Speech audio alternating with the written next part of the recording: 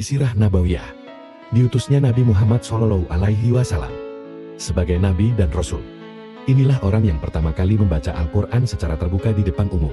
Ibnu Ishaq berkata, Yahya bin Urwah bin Zubair bercerita kepadaku dari ayahnya yang berkata, orang yang pertama kali membaca Al-Quran secara terbuka di depan umum di Makkah setelah Rasulullah SAW adalah Abdullah bin Mas'ud radhiyallahu anhu. Pada suatu ketika, sahabat-sahabat Rasulullah SAW berkumpul.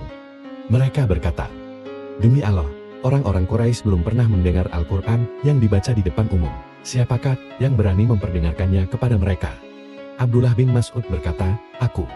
Mereka berkata, kami khawatir akan nyawa.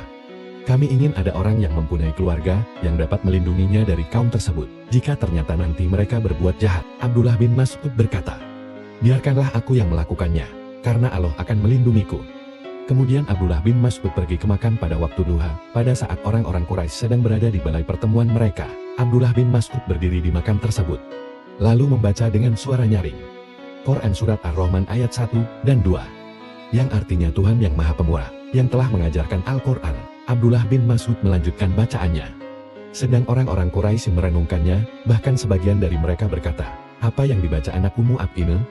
Sebagian dari mereka berkata, dia sedang membaca sebagian yang dibawa Muhammad. Mereka bangkit bergerak mendatangi Abdullah bin Mas'ud, lalu menghajarnya. Tapi Abdullah bin Mas'ud tak bergeming, dia tetap membaca surat tersebut sampai ayat tertentu. Setelah itu, Abdullah bin Mas'ud baru pergi menemui sahabat-sahabatnya dengan wajah terluka.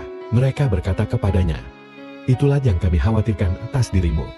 Abdullah bin Mas'ud berkata, musuh-musuh Allah itu tidak lebih hina dalam pandanganku daripada mereka sejak sekarang. Jika kalian mau, besok pagi aku akan melakukan hal yang sama. Mereka berkata, jangan. Cukuplah engkau telah memperdengarkan kepada mereka sesuatu yang tidak mereka suka.